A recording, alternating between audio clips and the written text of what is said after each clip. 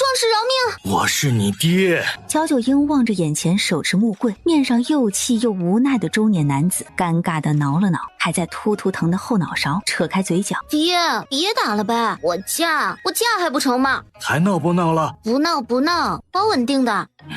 又在风言风语。来人，给小姐上妆。不多会儿，乔九英被下人伺候着，换上嫁衣，往梳妆台前一坐，望着铜镜中这张既熟悉又陌生的脸。乔九英满头黑线，她是刚刚穿越的。她在调休度假期间被领导打电话通知临时加班，怨气冲天的她开车回程途中又被缺德地图带入沟里翻了车。穿过来发现自己成了伯府千金，这辈子终于拼上了高质量羊水，摆脱牛马人生，开局直达罗马。乔九英一时激动，忍不住发出了反派咯咯咯的笑声。结果原主爹乔远征以为是原主为了拒婚，又开始发癫，从后面一闷棍给他敲得两眼一翻，绝了过去。醒来时见乔远征还手持木棍等在旁边，乔九英急忙大喊壮士饶命，才勉强保住狗头。这里是大晋王朝，原主与他同名同姓，是荣安伯府二房的女儿，家族行三，从小就被老夫人当眼珠子宠，骄纵的无法无天。8岁那年，原主跟大房的庶出二小姐乔希云在荷塘边耍玩时起了争执，你推我搡间，二人双双落水，乔希云因此殒了命。老夫人勃然大怒，大房更是痛心疾首。此事本该问责二房的，怎奈原主醒来后坏了脑子，城市里疯疯癫癫，行事说话不着边际。府上就这么几个女儿，已经没了一个，只剩下大房的嫡出大小姐乔家月，二房的三小姐乔九和三房年仅2岁的四小姐乔之薇。若是乔九英再有个好歹，对乔家将来光复家族没有任何好处。大老爷乔明德叹了口气，最终并没有与二房撕破脸，只是把乔希云的生母周姨娘抬为了侧室作为补偿，此事不了了之。但也正因如此，乔九英的爹二老爷乔远征愧疚至今。老荣安伯育有3子，长子乔明德，次子乔远征，三子乔安和。三兄弟平日里就和睦，老荣安伯故去，乔家败落后更是同心同德。数月前，宫中传出选秀的消息，大老爷为了抓住机会，送女儿乔家月入宫，活出老脸，开始上下打点，耗光了为数不多的那一点人脉。为此，二房三房也出了不少银子帮衬，这一折腾，掏空了大半家底。然而，花出去的银子全都石沉大海。早年间，因着故交关系，胜券正浓的乔家与当时刚入翰林的霍家定下婚约。谁料风水轮流转，先帝驾崩，新帝登基后，朝堂大换血，乔家盛宠不在，门庭冷落，而霍家趁了新帝用人之际的风口，扶摇直上。如今官拜正二品，户部尚书，门不当户不对。当年的婚约也只是口头约定，两家并没有指定嫁娶人选，更没有交换信物。乔家以为凭着霍家如今的家世，断不可能与个破落户结亲，这才另辟蹊径，想通过选秀为家族谋出路。谁料霍家不仅没有主动提出退婚，反而请了媒人上门要履行婚约。选秀那头，大老爷是彻底死了心，见霍家如此坦荡诚挚，便欣然应下了，开始着手准备女儿的大婚。万万没想到，选秀的事突然有了眉目，乔家彻底乱了。乔家月已经上了选秀名册，她若是再嫁去霍家，便是欺君。大老爷大夫人急得团团转。老夫人沉默过后，把目光转向了二老爷乔远征。乔远征当即明白了母亲的意思，站出来主动请缨，说让他的女儿乔九英替嫁。回去好好同娇娇说，莫要刺激她。另外再安排几个行事稳重的下人跟在身边调教。至于霍家那头，等今日过后，老身会亲自登门赔罪。母亲，使不得，此事因长房而起，要登门赔罪也该是儿子去。二弟，今日之事算长房欠了你一个人情，将来月儿若是有幸入得圣颜，大哥言重了，危机当头，我们三房本就该同气连枝，何况当年云儿的事，二房也有错在先，一直没能找到机会弥补。听乔远征提起乔希云的死，大老爷没再说话，老夫人怕气氛僵下来，又搭了几句枪打圆场，此事就此接过。乔远征回去后说了替嫁的事，原主听说要代替长姐嫁去霍家，又哭又闹，死活不肯。乔远征一想到二小姐乔希云因他而死，二房欠了长房一条人命，如今在大是大非面前，女儿又这般拎不清，乔远征的怒火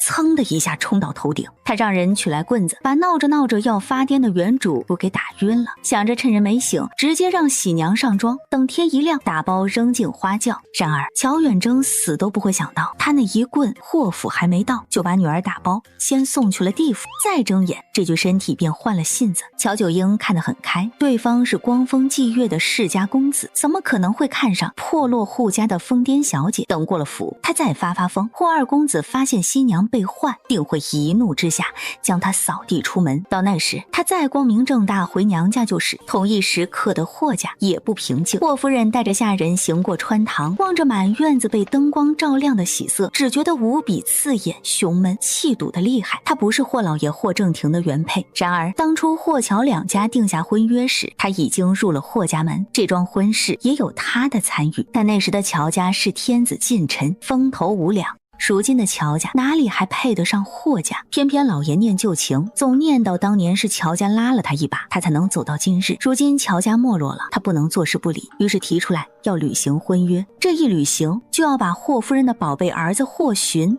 给搭进去。霍夫人招手唤来小厮，问二爷在何处。小厮说二爷在书房看书。寻儿还是一如既往的绣衣律己。霍夫人内心的燥气散了几分，又问大爷在哪儿。小厮眼神闪躲，哼，又去外头厮混了。小厮将头垂得更低，不敢吱声。去把大爷请回来，就说关于大姑奶奶的事儿，我想与他谈谈。霍正廷的原配育有一子一女，儿子便是大爷霍随。霍夫人口中的大姑奶奶，正是霍随已经出嫁的亲姐姐霍宁玉。小厮提着灯笼找到霍随时，他正带着一帮人气势汹汹地朝着乔家而去。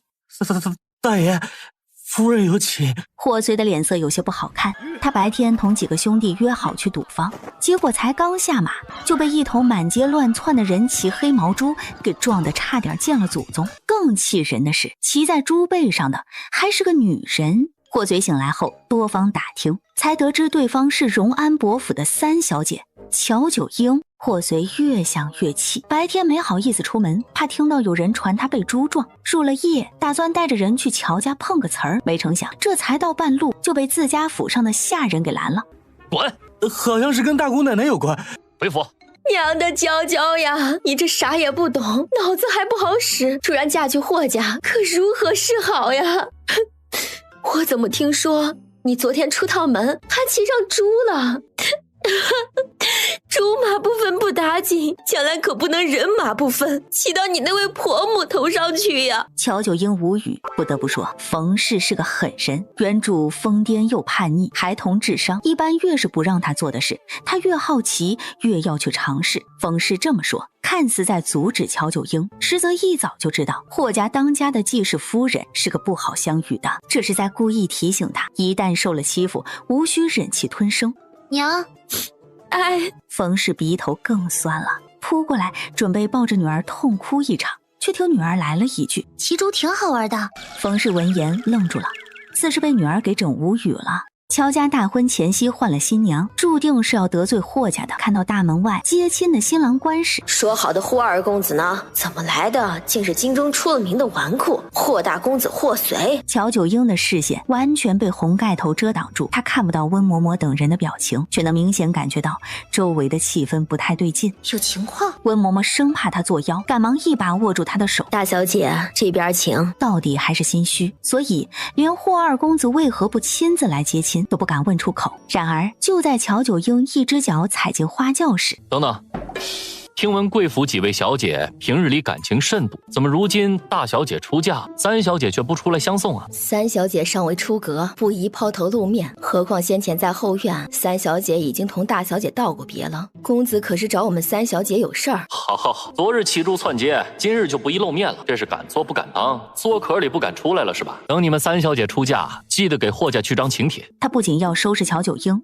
还要嘲笑乔九英的男人。霍随这话再次让心虚的温嬷嬷几人垂下脑袋。已经上了花轿的乔九英没听到他们说话的内容，也看不到来接亲的正是被原主骑猪撞了的霍随，只是觉得声音略微有些耳熟。他懒得想，一上去就犯困，打个哈欠直接睡了。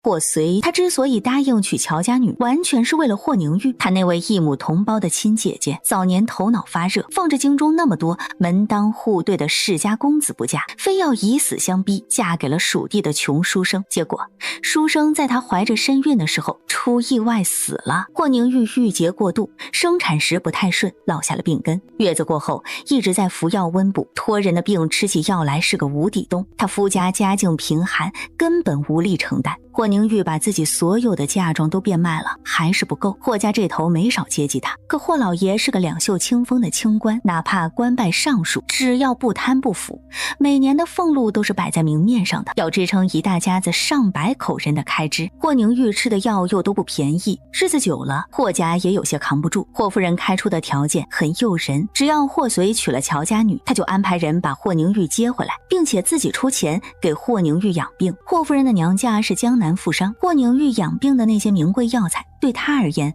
根本算不得什么。霍随自然是想姐姐回来的，于是一咬牙应下了。花轿没游成，直接去的霍家。乔九英被扶着过火盆，跨马鞍，一路来到霍家喜堂。霍老爷他才看到进喜堂的是大儿子霍随，脸色就已经变了。人太多又不好在喜堂上发作，只能拿眼神询问霍夫人。此事怨不得妾身，是大爷思慕乔家女已久，昨儿个还托人四处打听来着。妾身与二爷商议过后，为保家宅安宁，索性成人之美，让大爷如愿以偿。霍老爷原本是抱着报恩心思主动履行的婚约，所以特地把自己最优秀的二儿子许出去，没想到半路竟然杀出个逆子来。霍老爷一阵头疼，可事已至此，总不能当众把新郎官换回来，只能将错就错，想着等事成之后，他再亲自去乔家登门赔罪。随着赞礼官高亢的声音落下，新郎新娘就位，开始拜堂。宾客们满脸笑意，霍老爷和霍夫人面上也挂着得体的笑容，唯独站在一旁的温嬷嬷几人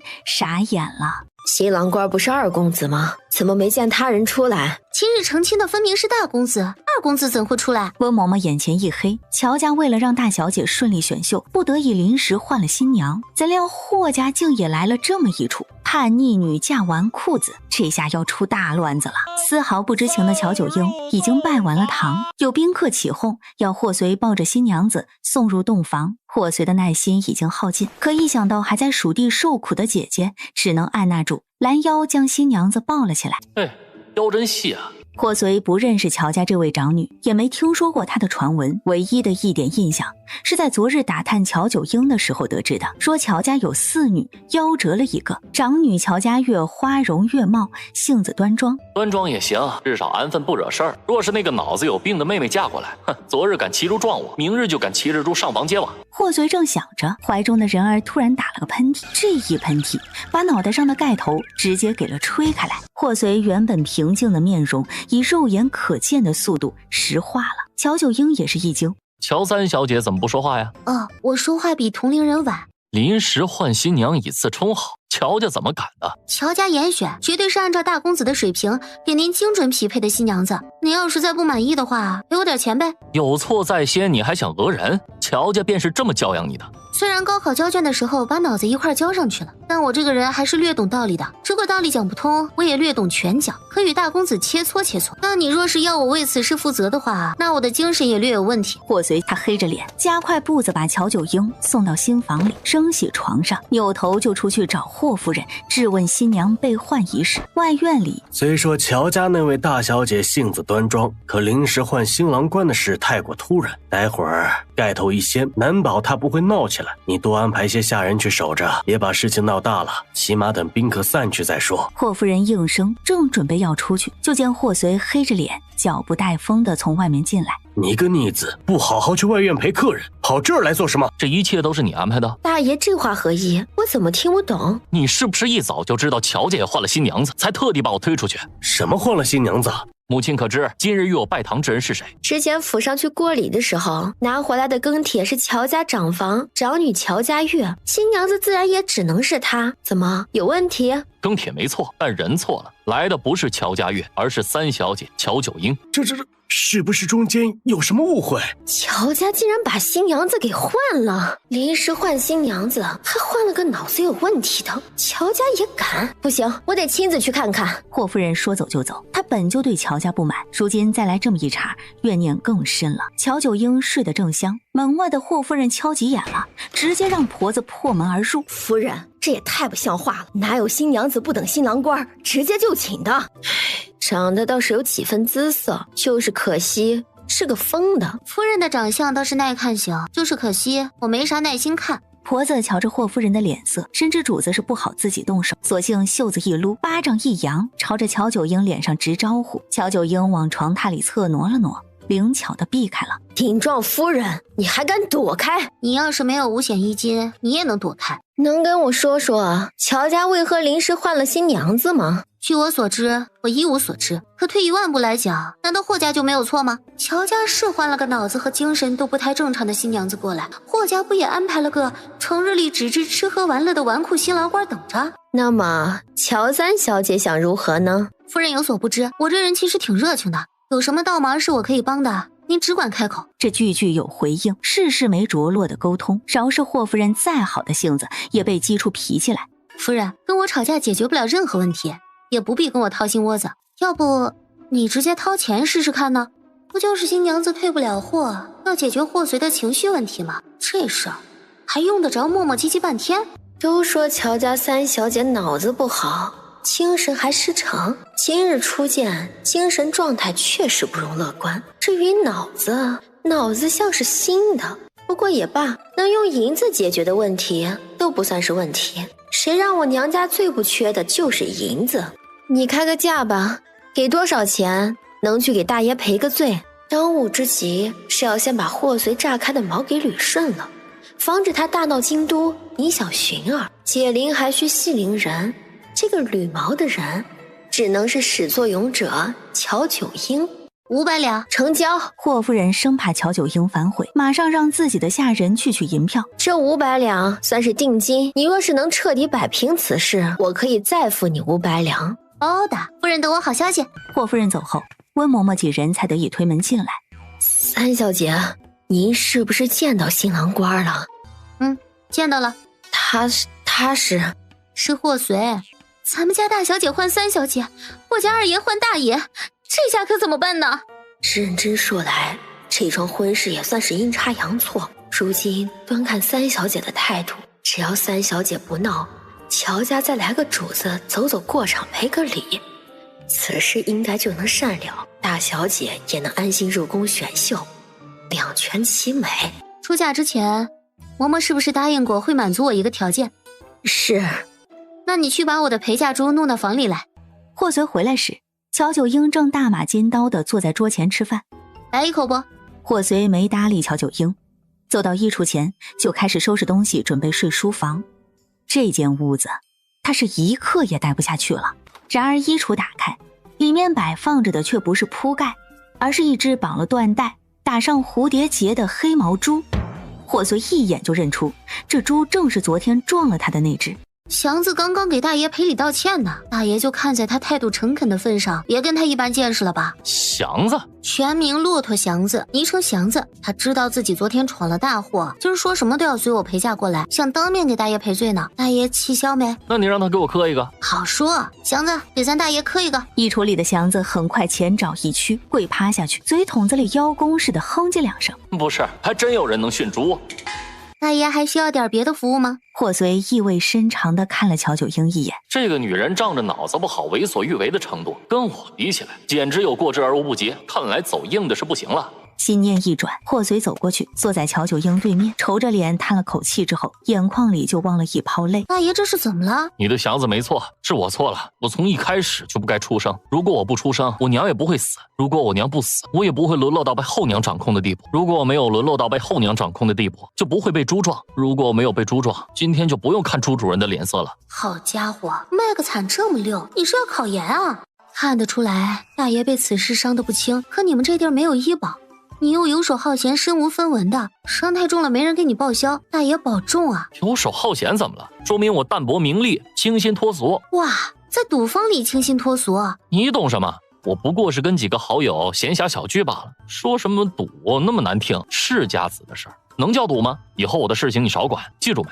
记是记住了，就是想不起来。总之，我不管你们乔姐有何目的，只要我不承认，这桩婚事就做不得数。祥子，上！霍随正一脸懵，就见那只身上打着蝴蝶结的黑毛猪前爪做了个急跑前的跑土动作，眼瞅着就要朝他飞扑而来。霍随顿时吓得一屁股跌坐在地上。乔九英，你要干什么？做售后服务啊！大爷不是对我不满意吗？我们祥子负责安抚客户的情绪，要是安抚完您还不满意的话，我这里还有终止客户呼吸的套餐，衷心祝愿大爷能有一次愉快的用户体验。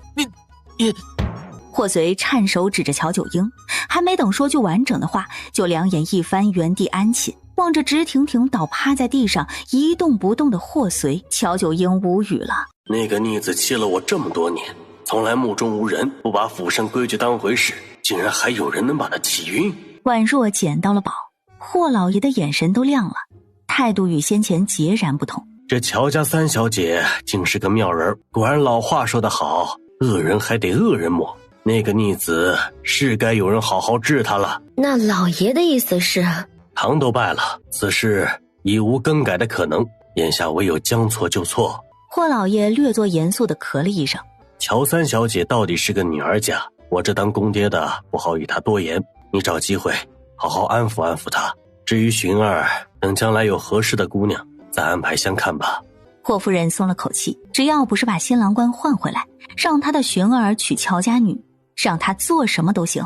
从前厅出来，霍夫人马上安排人连夜赶往蜀地接霍宁玉。这件事他打算来个先斩后奏，暂时不告诉老爷，否则以老爷的性子不一定会同意。其实霍夫人也不希望霍宁玉回来，毕竟多一事不如少一事，何况霍宁玉并非他亲生，只不过为了儿子霍寻，有些事他不得不做出让步。大爷睡醒了，刚刚要说什么来着？你能不能不要这么粗鄙？有点伯父千金的素养，屋子里是起居坐卧的地方，不是猪圈。既然大爷不喜欢，那我发誓再也没有下次了。如果有，我就再发誓。霍夫人带着府医过来时，屋子里的这对新人，一个已经洗漱完，准备美美的睡上一觉，一个还坐在地上生闷气。看来这府医是用不上了。去蜀地接大姑奶奶的人已经出发了，等明儿天一亮，我便往娘家去封信，让他们尽快把药材备齐，争取大姑奶奶一到就能吃上。多谢母亲。霍夫人这才满意的带着人离开。次日一早，乔九英是被锦心的声音给吵醒的。三小姐，二老爷来了，霍家老爷和夫人这会儿正在前厅招待呢。您是心腹，得去敬茶。我爹来了，没事儿，天塌下来让我爹顶着。听说二老爷带了些金银贴补给小姐，要您自己去清点。好的。一炷香的功夫后，乔九英更衣梳洗完毕出了门，正好撞上回来取换洗衣服的霍随。Hello， 老霍，昨晚没睡好？你非要加个老字吗？我才19岁。你几岁不重要，重要的是给你加个老字，会显得我更嫩。三小姐，咱们快些走吧，别让二老爷久等了。乔家二老爷不正是乔九英的爹吗？他来霍家做什么？感觉有好戏看。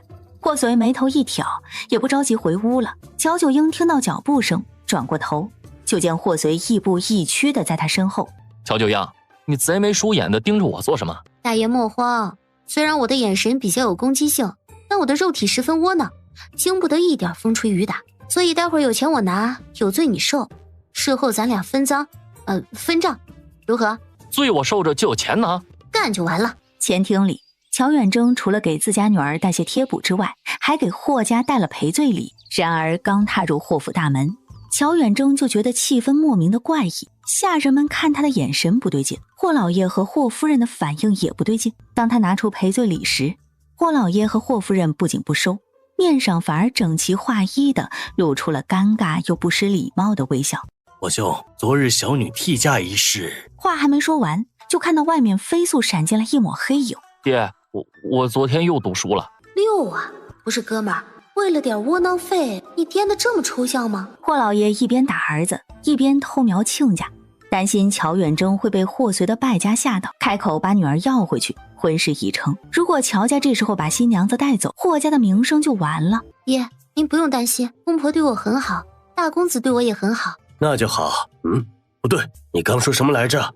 什么大公子？我家娇娇嫁的不是霍府二公子霍寻吗？关大公子什么事儿？亲家，你听我解释。随后霍老爷就巴拉巴拉把霍家这头换了新郎官的事大体说了一通。乔远征听完整个人都呆住了，难怪他入霍府大门以后，所有人看他的眼神都有些怪异。原来昨天的大婚不只是乔家换了新娘子，霍家也换了新郎官。乔远征一口气堵在胸口，他心疼自家女儿竟然在阴差阳错之下嫁给了京都出名的纨绔。古往今来只此一桩，可见是天定的缘分。亲家老爷也别过多忧虑了，我看他们小两口自拜堂到现在相处甚欢，我们做长辈的自该帮衬理解。是啊，亲家，我这儿子平时就爱撒点小谎，什么赌不赌的，他只是看着吊儿郎当，实则爱好读书。我实在是看不惯啊，他成日泡在书本里，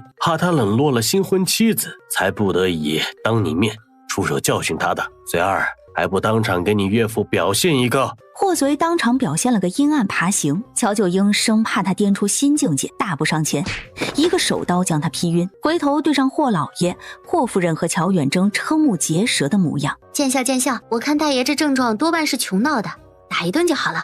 乔九英当着他爹一句都是穷闹的，惊得霍老爷马上让霍夫人取了1000两现银过来，又把霍家传家的祖母绿镯子给了乔九英，说是给儿媳妇的新婚贺礼。乔九英迟疑着没接。三小姐是不是嫌少了？笑话，区1000两而已，对我来说也算钱吗？那可是我的命啊！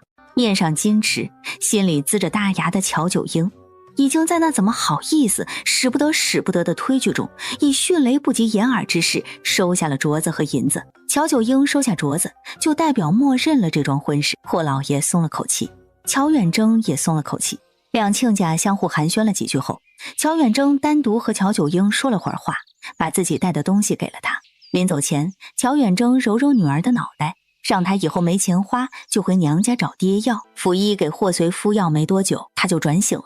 担心像上次那样睁眼看到祥子的猪头，霍随只敢先睁一只眼，确定祥子不在后，他才敢睁开第二只。看到床头边机上托盘里整齐摆放着的500两雪花银，霍随一个激动，扯到背上伤口，险些想念19。乔九英就坐在旁边，见状拖着下巴凑近了些。你看我做什么？看你眼睛大，借用一下照照镜子，你随意。有颜有腹肌，我这个夫君就算是坨屎，那也是一坨赏心悦目的屎，起码能看。你爹给的1000两，按照约定分账，这是你的。5分，你确定？19也行，你1我9，成交。他原本对这个疯婆子是敬而远之的态度，没想到今日一通配合，就能到手500两，够给姐姐买一段时间的药了。对于继母林氏，霍随始终不敢掉以轻心，更不敢真的把姐姐养病的事交给他。之前在前厅阴暗爬行的时候，霍随多少有些理解了乔九英平日里的疯癫行为，被逼急了，人哪有不疯的？因此他萌生了和乔九英长期合作的念头。要不考虑一下我们？了解，茫茫人海，你我相识也算一场报应，以后一起发癫吧。能这么顺利就达成合作共识，倒是有些出乎乔九英的意料。他打了个响指，祥子，我们走。霍随住的是厢房，乔九英回到自己的房间后，把祥子交给兰心带去洗澡。他往软榻上一躺，准备补个回笼觉。不好了，祥子让霍家二小姐的人给绑了。霍家二小姐，也就是二公子一母同胞的亲妹妹。先前奴婢给祥子洗了澡，想着带她去后花园晒晒太阳，把身上的毛发吹干，不巧竟然碰上了霍二小姐。然后呢？然后霍二小姐很生气，得知祥子是小姐的爱宠后，更是直接让人把她给捆了，送去后厨，说中饭要吃烤全猪。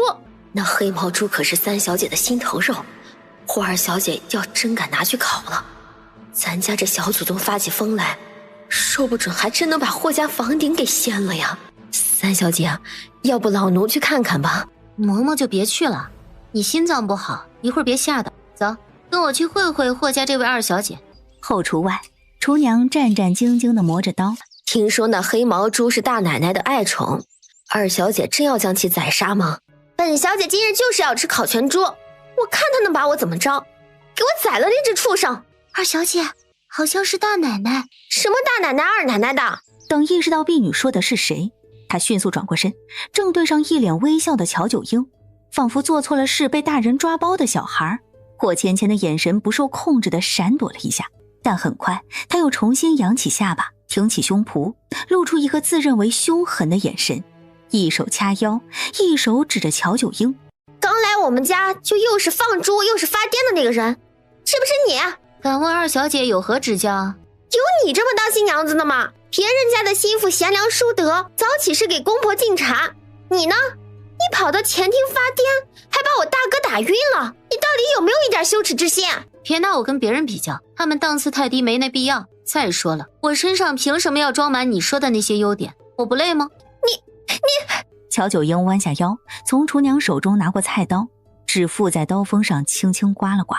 二小姐刚才说想吃什么来着？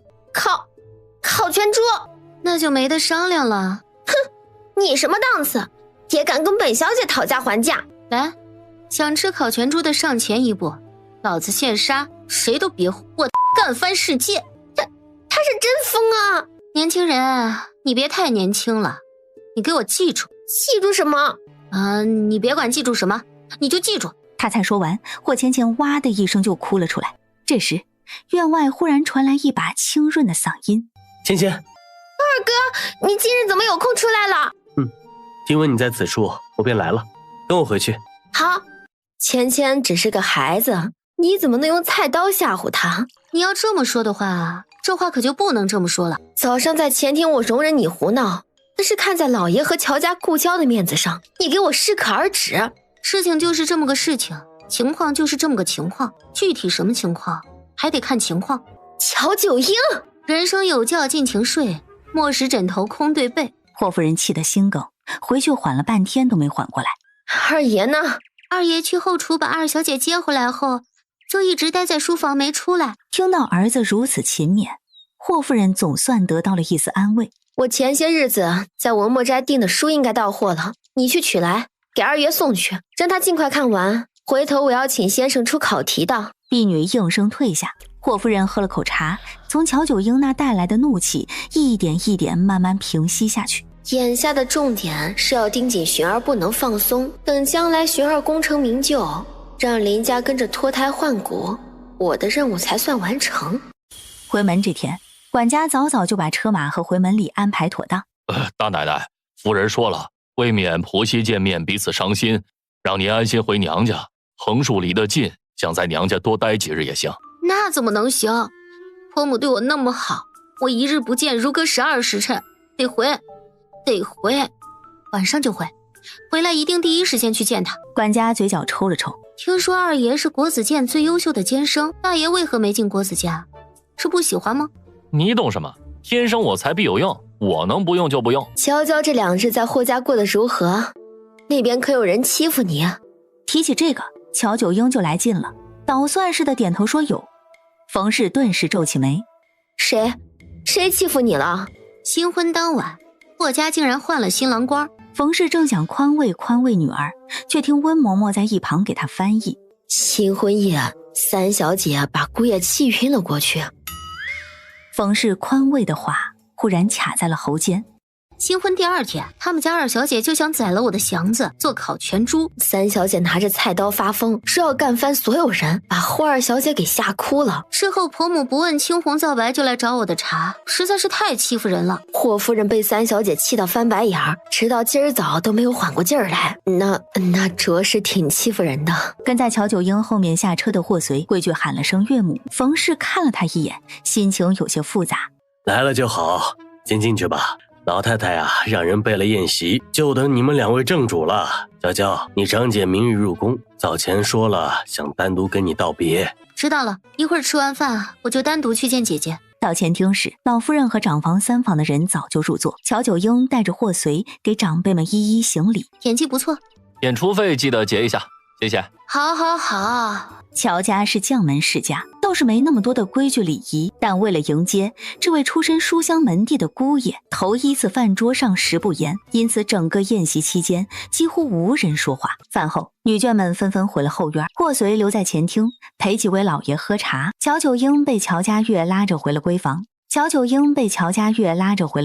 说绣房刚把明日入宫选秀的衣服做好送来，要穿给乔九英看看。乔家月刚换好，丫鬟朱云就神色怪异的进来，说薛姑娘来了。薛姑娘，薛莹是乔家月的手帕交，想来是得知她明日入宫选秀，特地来恭贺道别的。阿莹，乔家月笑着抬头，打招呼的话才刚出口就戛然而止，因为薛莹今日身上穿的衣裙和乔家月的一模一样，甚至连发髻和头面都如出一辙。阿月，我那日去绮罗坊，无意中看到了你们家正在赶工的衣服，好美啊！天秀娘说是你的，我一时喜欢，就找人做了套一模一样的，今日特地穿来给你看，怎么样？是不是很惊喜？薛小姐，你出门不喜欢带脑子吗？我只是单纯觉得这套衣服好看，想着凭我和阿月多年的关系，做一套跟她一样的，彰显姐妹情深。先前入宫去见丽嫔娘娘时，娘娘还直夸好看呢。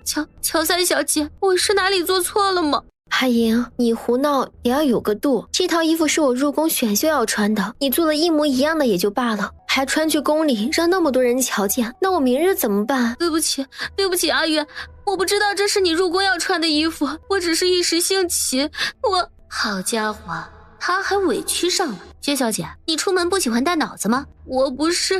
我没有。你带了？薛莹弱弱的点了下头。哦，带了脑子，那你就是故意的。我明白了，你是话本里见不得别人过得好的恶毒女配。乔三小姐，你没有哪个正常人会在好姐妹最重要的日子里偷偷穿件跟她一模一样的衣服，还舞到正主面前的。你要么是脑子有病需要喝药，要么就是故意的。怎么样，薛小姐，选一个。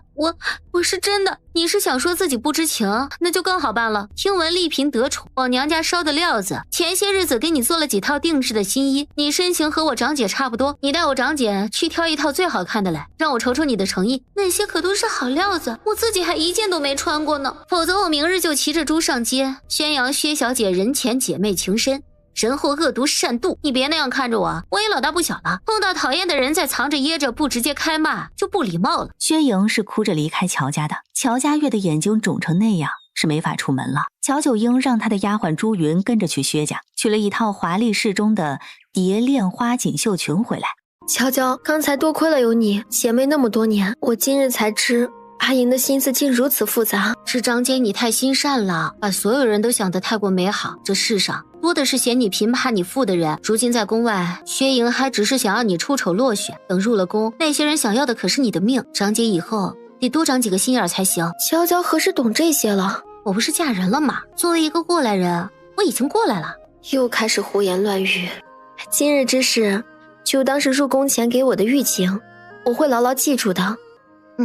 薛莹怕是不会善罢甘休，她知道霍乔两家婚约的真相，日后一旦捅出来，会对长姐极为不利。你入宫后要多加小心，尤其是那个丽嫔。至于宫外，我会想法子摆平的。为了给我替嫁，我家娇娇短短数日，竟然被逼着成长了这么多。乔九英默默叹气，她嫁入霍家，要提防应付的也不过才一个霍夫人而已。乔家月入宫，面对的可是从青铜到王者的全段位选手，稍有行差踏错，将会陷入万劫不复的境地。从后院出来，乔九英又去见过老太太，这才辗转去往前厅。爹，你们怎么都不说话？发生什么事了？闺女，不是我们不肯说话，实在是家里穷啊。乔九英一头雾水。本来嘛，新姑爷回门，长辈们跟他唠唠嗑，再正常不过。可先前你大伯才刚起了个头，姑爷就问我们准备聊多少钱的。乔九英不用想都知道，定是霍随为了防止乔家长辈问东问西，又不好让他们闭嘴，才故意这么说的。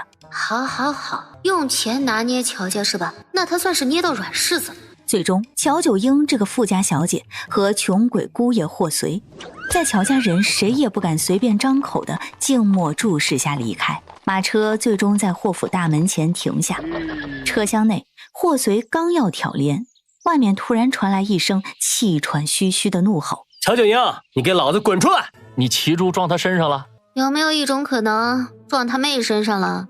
需不需要我帮忙？不了不了，但凡能用钱解决的问题，我都解决不了。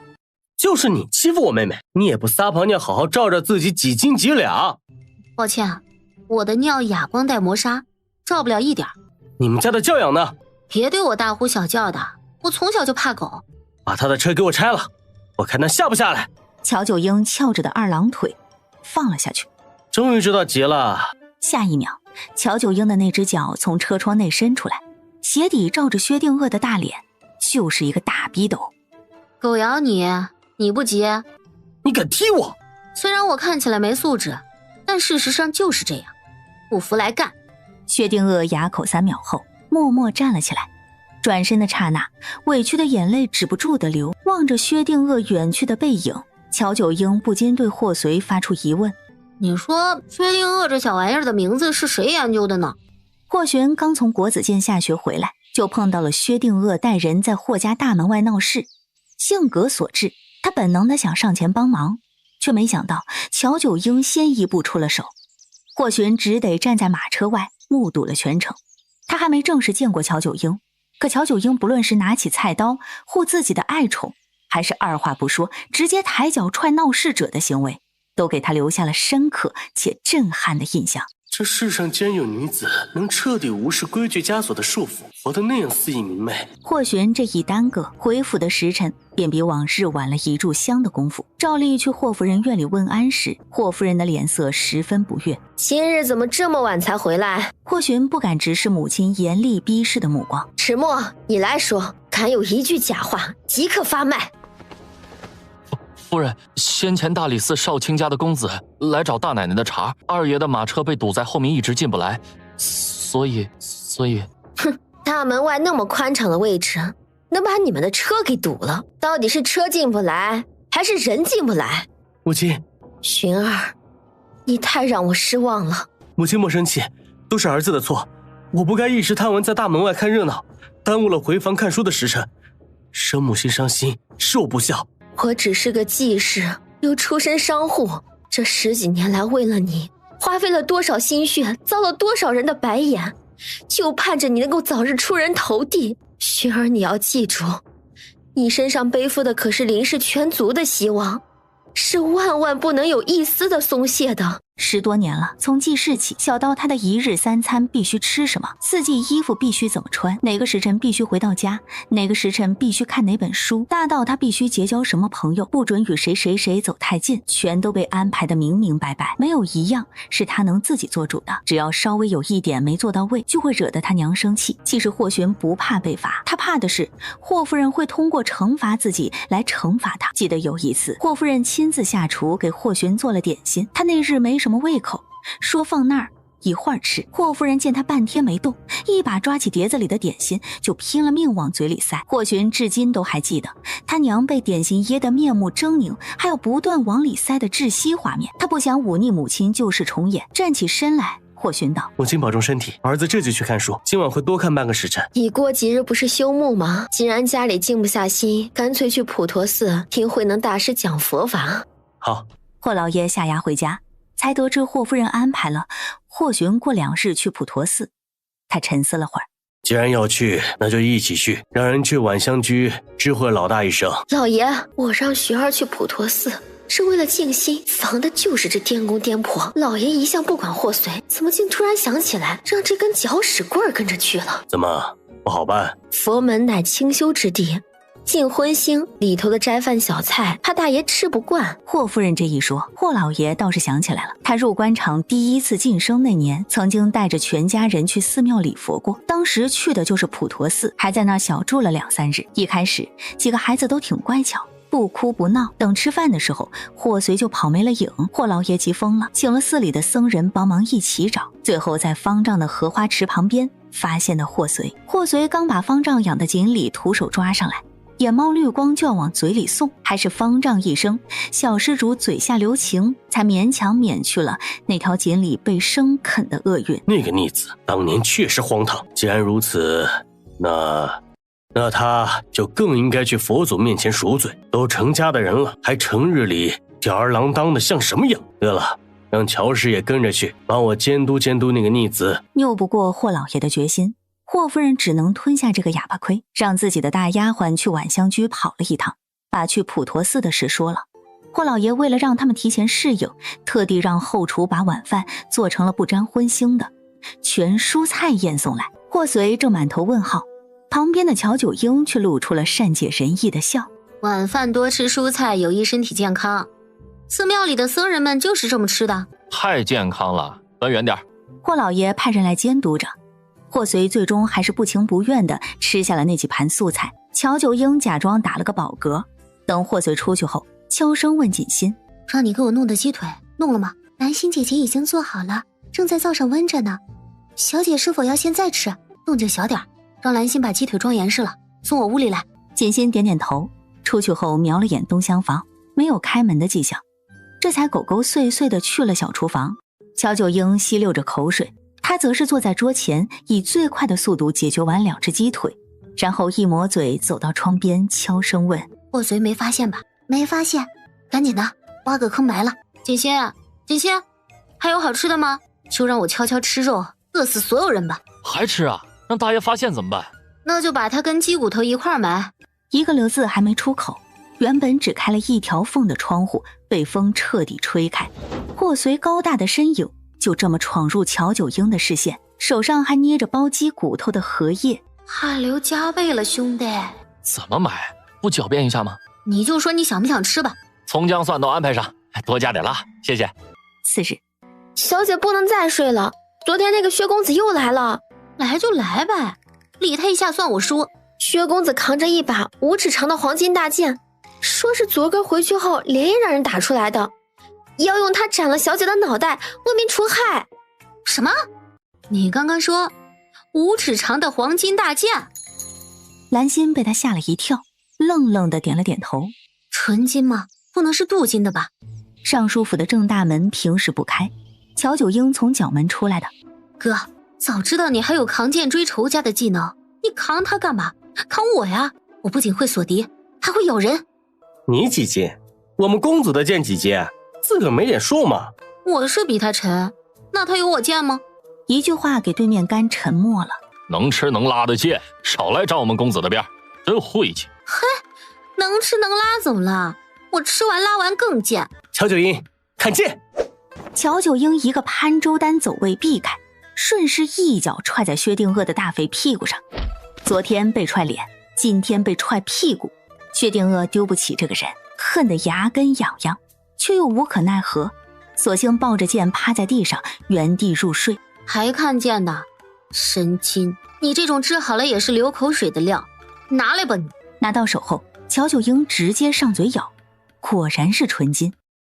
仇没报成，还丢了件装备，薛定谔鼻孔都气歪了，怕乔九英发起疯来，直接脱裤子拉他头上，最后只能骂骂咧咧的带着自己的人走了。乔九英在大门外跟薛定谔打架的事传入了霍夫人耳朵里。当时可有外人？是有不少人路过啊。这个乔氏可倒好，自从嫁过来，成天正事不干，惹祸哪都有她。去把大奶奶给我。话音还没落，外面就传来一声欢快兴奋的母亲。霍夫人一听这声音，血压更高了。明明长了张漂亮脸蛋，却没半点女人味儿，更像是乍富的乡下土丫头，气质没跟上，大大咧咧，疯疯癫癫。母亲觉得这把剑如何？霍夫人之前都听婆子说了，是乔九英从薛定谔手里抢来的。她的额角突突的跳。乔氏，你可知那薛家在宫里有个大理寺少卿的官位，好像差了公爹老远吧？他们家竟然能随随便便就拿出这么多黄金来打造一把毫无作用的纯金剑。黄金哪来的？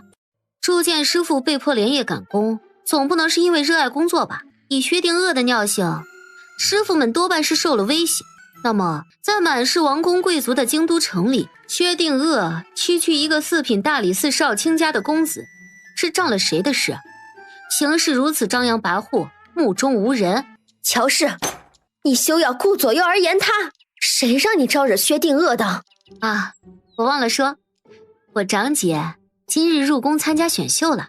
昨日回门，乔九英去见老太太时，老太太让她先别声张，说此事等来日乔家会正式登门请罪。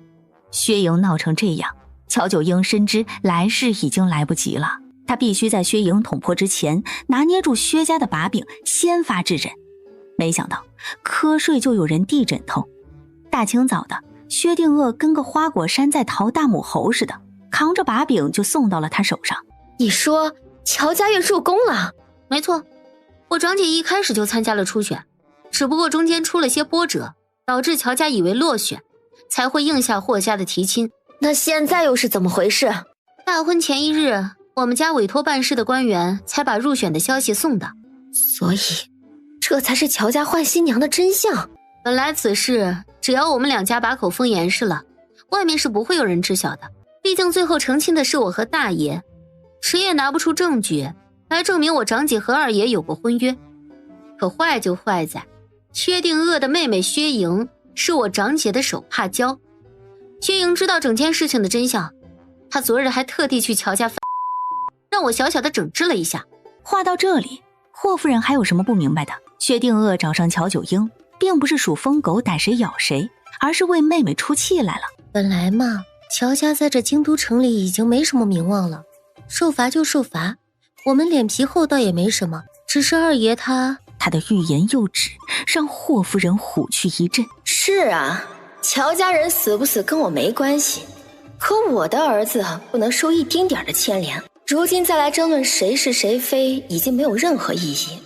眼下要紧的是尽快想办法让薛家闭嘴。母亲，那这把剑暂时留下，且容我再想想。我相信母亲可以的，这一次属于你的一定要全部夺回来。乔九英回到晚香居，打算进屋睡个回笼觉，才刚走到庭院里。原来你加入霍家是因为正主要入宫？大爷是想听真话还是假话？那自然是。假话是什么？我对大爷一见钟情，非你不嫁。真话，真话，我要听真话。真话嘛，我说话难听，我先走了。你说，我倒要听听有多难听。那当然是为了我长姐才嫁给你的喽，总不能是图你年纪大，图你腰不好，图你这个小破院子能长跑吧？你说你惹他干嘛？果然姜还是老的小的辣。霍老爷头疼了那么多年，无可奈何的纨绔儿子，我家小姐三两句话就给整治了。这一晚，霍随翻来覆去没睡着，把自己的书童芝墨喊了进来，问他：我年纪大吗？如大。我腰不好吗？如好。芝墨这瞧里瞧气的语气是怎么回事？你杀人让乔九英看见了？依小的看，大奶奶白天之所以那样说，多半是因为大爷读书少闹的，大爷多读2本书就好了。片刻后，芝墨连人带书被霍随从东厢房扔了出来。小姐，刚刚是不是有什么东西窜过去了？大黑耗子吧。出发去普陀寺的前一夜，霍老爷单独让人把乔九英叫去了外书房。早前你母亲与我说了你们家换新娘的真相，其实乔家让谁嫁过来，对霍家而言都无所谓。我之所以主动履行婚约，是为报乔家这16年的提携之恩。不过如今看来，嫁过来的是你，反而是件好事。乔九英假装听不懂，回了一个憨批挠头。你是第一个能治住我那孽障儿子的人，我一直希望他能读些书入仕途，可惜每次提及，总会加深我们父子之间的隔阂。九丫头，此次去普陀寺，我希望他回来能有所转变，你能帮我这个忙吗？父亲，您有所不知，我平日里只是嘴巴贱了点，其实我是个老实人。只要能让那孽障有所转变，你怎么老实怎么来。姨老实，求放过。霍老爷就知道这丫头会推辞，所以提前把后路都给堵了。乔九英若是正常，他反倒不放心把霍随交给他了。对待特殊之人，自然要用特殊的法子，那个逆子就得乔九英来治。乔九英站起身告退。这件事就劳九丫头你多费些心力了。此次去普陀寺为期3日，出发这天一早，霍夫人就母鸡护崽似的亲自把霍寻护上了马车。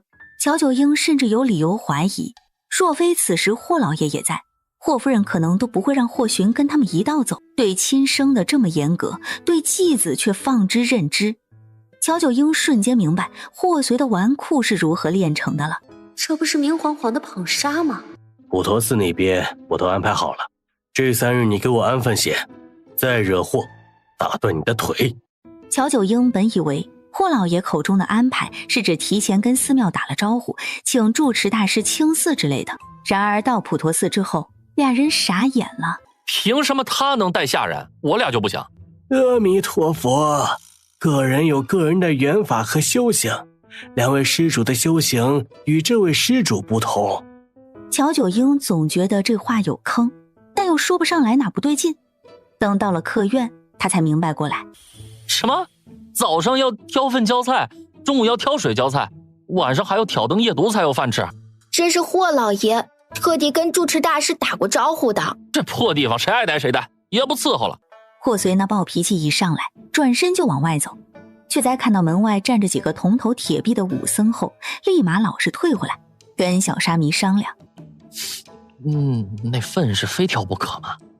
只能是霍施主亲自做，才能算完成修行，否则这位女施主也会跟着受饿。谁他娘的修行靠挑粪啊？霍施主，你该去挑粪了，否则午饭只怕是……乔九英嘴角微抽，我这位公爹是懂得搞事的，让霍随这种世家公子来挑粪，挑不完规定的量，我也得跟着受饿。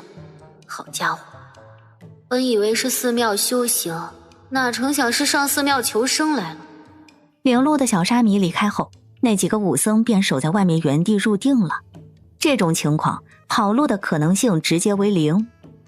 没有丫鬟伺候，乔九英挑了间厢房，进去后把换洗衣物放好，出来径直走到院门口，询问武僧粪池在哪。霍随选了乔九英对面的厢房，刚要进去躺尸，就听到这番话：不是，你要去挑粪？刚才小沙弥说完不成每日任务没饭吃的时候，这女人一句话都没说，我还以为她会跟在家里时一样，白天装作无事发生，到了晚上跟我一起偷吃。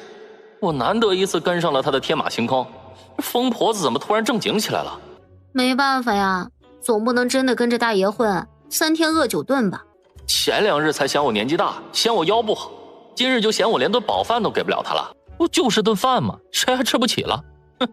他疾步上前，跟着武僧就去找粪池。乔九英望着霍随远去的背影，眼底露出得逞的坏笑。树上的鸟儿成双对，绿水青山带笑颜。普陀寺的后园种了一大片菜地，菜园里所有的菜，霍随必须自己挑粪自己浇，浇完才能换得一顿午饭。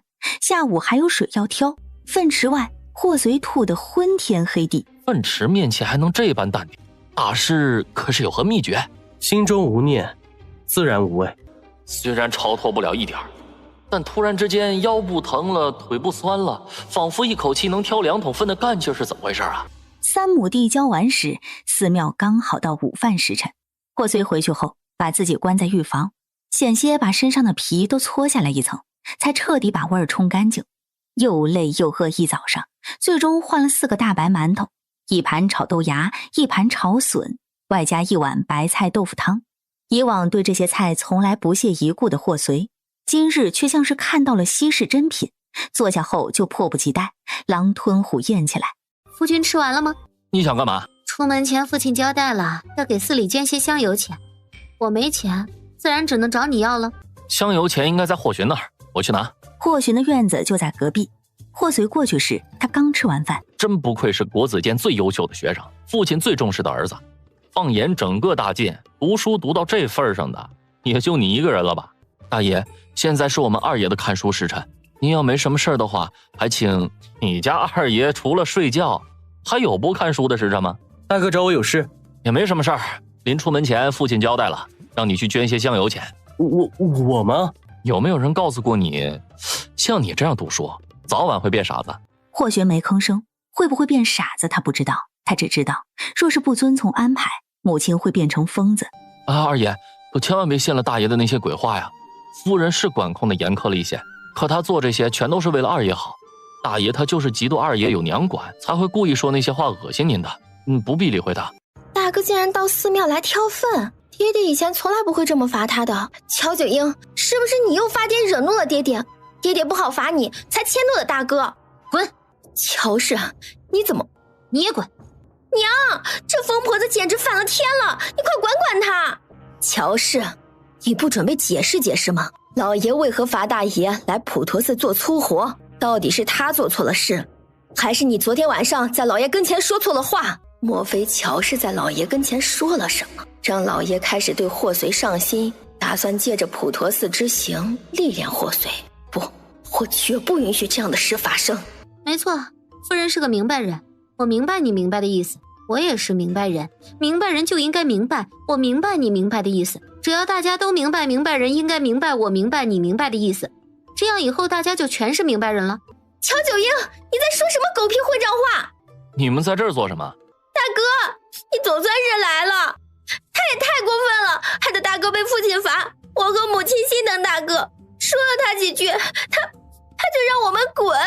别理他，他有病。乔九英嗑瓜子的动作慢下来，想看看霍随为了霍芊芊会如何来讨伐他。乖，嘿嘿，下次心疼大哥就替大哥去挑粪。霍芊芊和霍夫人二脸蒙圈，乔九英爽了。那对母女离开后，哥们儿干得不错，奖励你的。我挑了一早上的粪给你换食吃，又帮你把爱人的人赶跑，就只值1粒瓜子啊1粒不够的话，那就再加1粒。乔九英说着，动手又给霍随拨了1粒。待会儿还要去挑水，大爷不趁现在睡个午觉吗？担心我吃不消？不，我是担心晚饭我吃不上。霍夫人母女在隔壁霍寻的院子住下。母亲何时来的？我刚到没多久，隔壁那俩人没来打扰你吧？大爷来过，说是让我们二爷去捐些香油钱。除此之外呢？他还说了什么？大爷说的可难听了，他说像我们二爷这么读书，早晚会变成傻子。母亲，大哥性子向来如此，我不会把这些话放在心上的。你是不该放在心上，一个成天游手好闲的纨绔子弟，来指导国子监最受学官重视的学生，简直是个天大的笑话。哼，再好的天资都少不得后天的努力。我家寻儿天资绝人，又如此勤勉，前途一片锦绣，无需与不如你的人分高下，免得跌份儿。霍寻点点头，说知道了。难道只有我一个人觉得大哥说的没错吗？二哥这么读书，确实很容易变傻呀。霍夫人听得额头突突直跳，始末率先发现霍夫人的脸色不对，使劲给霍芊芊挤眼睛，示意她别再往下说。本来就是啊，哪有人整天除了吃饭睡觉就是看书的？看那么多书都不出去走动走动，全搁脑子里，脑子睡不了觉，不就会变傻吗？霍夫人沉着脸，转身扬起巴掌就要打下去。霍芊芊反应快，一个闪身躲开，霍夫人的巴掌来不及收回，落在了柱子上，疼得她嘴角直抽搐。娘，打了他可就不能打我了。话完，霍芊芊一蹦一跳出了院子。母亲，不必管我，你先去前殿，别错过了慧能大师讲经。霍玄离开之际，霍夫人又喊住迟默，让他给二爷拿个斗笠，说待会儿听大师讲经的还有女香客，意思很明显了，不想他儿子那张清俊俊美的脸被外面的女人看了。霍玄的院子和霍随的仅有1墙之隔，墙下刚好有个狗洞。乔九英和霍随趴在狗洞外吃了个完整瓜。乔九英摸着下巴，你这位继母挺变态呀。霍夫人明显是个鸡娃家长，对霍玄的掌控欲已经到了心理扭曲的地步而不自知。霍随举起手指敲他脑袋，是咱继母。有道理，咱继母挺变态呀。霍随看着他忽地笑了。乔九英憨批挠头，时辰差不多了，我去挑水了。霍芊芊过来的时候，霍随已经离开了。他进了院子，四处张望，发现只有乔九英一人。乔九英在树下铺了张席子，2只眼睛各盖了一片树叶，正躺在那儿睡觉。你这张嘴之前不是挺能叭叭的吗？现在我大哥不在，就变成哑巴啦？乔九英吹开脸上的树叶，懒懒抬头看霍芊芊一眼，仍旧没搭理。这种被人无视的感觉，简直比直接骂他一顿更让人窝火。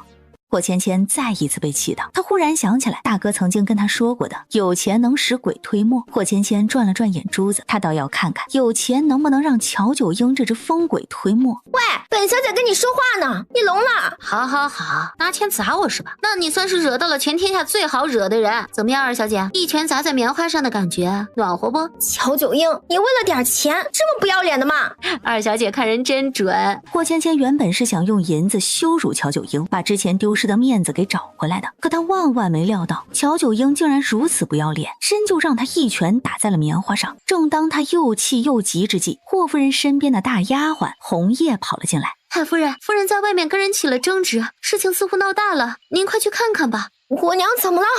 红叶这才道出实情，原来之前霍玄离开没多久，霍夫人就又不放心上了，抬脚跟了上去，结果看到有个女香客在跟霍寻说话。当时的霍夫人并不知晓对方只是走丢了在问路，她也没打算问，满眼都是有人跟她儿子搭讪。愤怒之下，她一个箭步冲上去，那女香客头上的帷帽被打落下来，霍夫人这才看清对方是成王府的清宁郡主赵明瑶。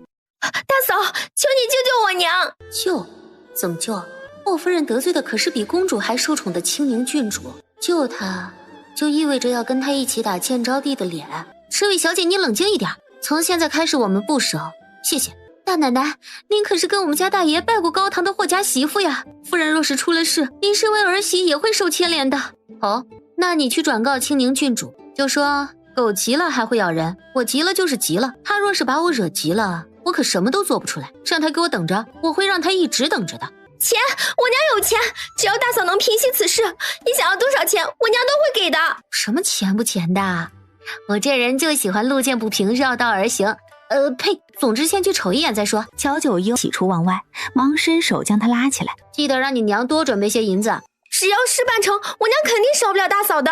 我要的倒是不多，主要你娘得备点医药费。真是反了天了，什么低贱东西都敢欺负到我们郡主头上，此事要如何处置，还请郡主示下。此事因我而起，郡主要罚，便罚我一人吧。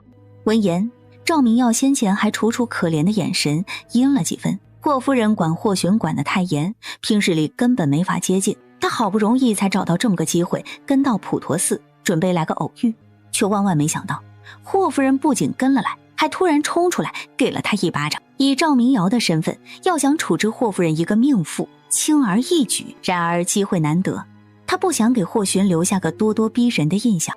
娘，听说你把清宁郡主给打了。霍夫人含恨看了他一眼，郡主实在是对不住，我这位婆母她脑子不太正常，平日里在家就疯疯癫癫的，没个人看着，房顶都能给她霍霍没了。到底是谁脑子不正常？到底是谁疯疯癫癫？霍夫人脑子不正常？可为什么我听说的是霍家大爷娶了乔家那个疯疯癫癫的三小姐乔九婴呢？脑子不正常的不应该是眼前这位霍家大奶奶吗？就知道郡主不信，我现场证明给你看。我婆母一般在发疯打完人之后啊，脑子是麻木的，基本不会有什么反应。乔九婴一边说一边扬起巴掌，一巴掌就扇在霍夫人的左脸上。霍玄脸色一变，想要上前阻止，却被霍芊芊一把拉住。虽然看不懂乔九婴这是什么路子，也很不爽他当众打了自己的娘，但霍芊芊潜意识里就是觉得乔九婴能把他娘今天闯的祸给平了。看吧，我这婆母就是脑子有问题，她打人啊，纯属是当时发病不小心的。这下郡主可信了。霍夫人脑子有没有问题，赵明瑶不知道，但乔九婴这两巴掌属实是给他看爽了。郡主要还是不信的话，那我多来几下。乔九婴说着，扬起双手左右开弓，一时间只听得到巴掌声啪啪落在霍夫人的脸上。霍夫人嘴都被打歪了，可她还是不得不忍着。这小妮子一看就是故意的，还挺会来事儿的。我原先不知道霍夫人竟然脑子有疾，既然如此，那此事便算了吧。娘，没事了，郡主说了不再计较此事，我们先回去吧。乔九婴，怎么了母亲？是要我把郡主请回来，告诉她其实您是正常的，一点事儿没有吗？一会儿到房里来市集。儿媳侍奉婆母是应该的，二妹妹之前请我办事的时候也说了，母亲有钱，多少价任我开。正好，我过去把钱收一收。什么？我挨了一顿毒打，还得给钱？霍夫人胸腔内气血翻涌，终于承受不住，两眼一黑，气晕过去。大嫂，二爷有事吗？大嫂方才不是故意的吧？二爷应该去问问夫人打青宁郡主的时候是不是故意的。我娘性子如此，她应该是误会了什么，一时冲动之下才动的手。也就是说，夫人一时冲动之下险些拉着我们所有人陪葬，那我打她也是性子如此。至于误会嘛，倒是没什么误会，纯属个人素质问题。